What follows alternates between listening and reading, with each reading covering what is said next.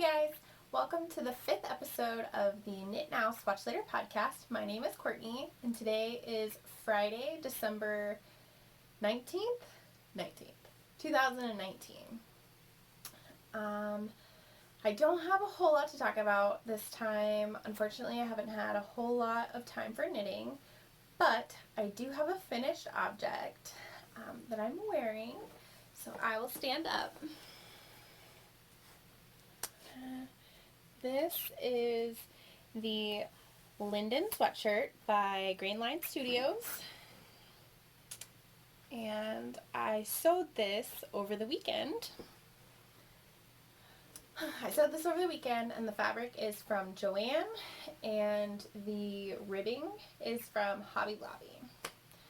But that's a really simple pattern. I highly recommend it. It didn't take me very long. I cut out the pieces a while ago, and then I started sewing them on, and I sewed the cuff on inside out. So that was what really hung me up. I didn't feel like pulling it out and putting it back together, but last night I sat down and I got it done. So now it's finished. Yay! The next thing that I have to show is a half object, which you have seen before. This is my husband's favorite sock number 5 in the heel-toe do-si-do pattern by the Crazy Sock Lady. The yarn is Yarn Bee Cozy Toes in the color Shadowy Meadow, and I had him try this on the other day, and he said it's the best fitting sock that I've knit him to date, so that's pretty exciting. And all of the information about the projects that I show today are in the show notes below. I have links to all of my project pages on Ravelry, which reminds me, I don't think I mentioned that you can find me on Ravelry as Pup and Instagram as Knit Now Swatch Later. So that's pretty much all that I have for finished objects. Moving into whips, here's my favorite project bag. This is by Kitsch's The New Black on Etsy. And in here is living my cat bell sweater that, if you remember from the last episode, was on stitch holders that were not holding very well. So I'm not much further than that, to be honest. But I did rescue all of the stitches, and I got these little stitch stopper, needle stopper things.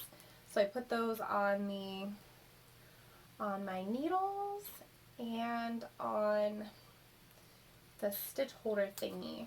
So I've only really added a couple more rows. It's kind of hard to show because I haven't joined for the body yet, but that's where I'm at. And I also misread the instructions, so I shouldn't have really started the other side yet anyway. Oops. But hopefully I will be able to get some more progress done on that. We've been really busy these last couple weeks, so I haven't had a whole lot of knitting time, unfortunately. But hopefully the next couple weeks will be a little better. Next up, I have progress on my Hey Sister Yarn Co. Ugly Christmas Sweater Party Knit Along. So if you don't want to see, I finished clue 1 and I've moved on to clue 2. So if you're not that far along, go ahead and look away because I'm going to show it. If you want to keep it a surprise. If you don't want to keep it a surprise, then keep watching. So here is my progress. These are turning out really nice. And then I started the heel flap.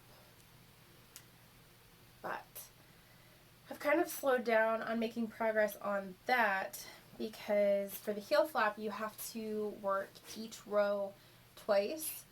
And if you know anything about me, you know that I'm not about that type of thing, about doing the same thing over and over again and not making any progress, which is kind of how it feels working on the heel. I think I have like 8 rows left of the heel, which is like 16 because I have to do it twice, but hopefully I will be able to get back to work on those and make a little more progress, have something a little more to show. But that's all that I have. That's all that I've worked on in the last couple of weeks, and it's kind of sad. But like I said, hopefully I'm going to have a lot more knitting time in the upcoming weeks. So I'm going to move into acquisitions, which I also don't have a whole lot of. I just have these little stitch stoppers that I mentioned before that I ordered on Amazon, and I can link that in the description box below if you're interested. And then the only other thing I have, I don't know if this is really considered an acquisition, but I do have some yarn that I dyed over the weekend. So this one is like half like a pretty peachy color and a dark blue, which I think that one turned out really nice. These ones not so much, but I'm still happy with it. As I've said plenty of times before, I'm not a professional dyer, so I'm pretty happy with whatever I can come up with. And then that's it, and I don't think I will see you guys again until after Christmas. So I did want to talk a little bit about knitting plans for next year, and if you guys wanted to comment below what your knitting plans are for next year, I would love to hear them. I love reading people's plans and their Make 9, I think is what it's called. I love looking at those and just seeing what other people are wanting to knit. So I don't have specific projects picked out, but I do want to try to finish all of the projects that are in my whip basket. I want to either finish or frog everything that's in that basket that I showed a couple of episodes ago. So that'll keep me busy for probably most of the year. There's a lot in there, a lot. I'm looking at it over there and it's overflowing. It's ridiculous. But aside from that, I also have a goal of knitting one pair of socks every month, and including finishing up socks that are in my whip basket, starting new socks, whatever, just one pair of socks every month of 2020. And then I also wanted to try to knit 6, I think I wrote it down. I think I wanted to knit 6 sweaters next year. And some of them are in my Ravelry queue already, and others I will have to figure out as the year goes on. But if you have any suggestions for sweaters that I should knit, let me know. Make sure that you comment below with your knitting plans for next year. And if you like this video, go ahead and like and subscribe to my channel.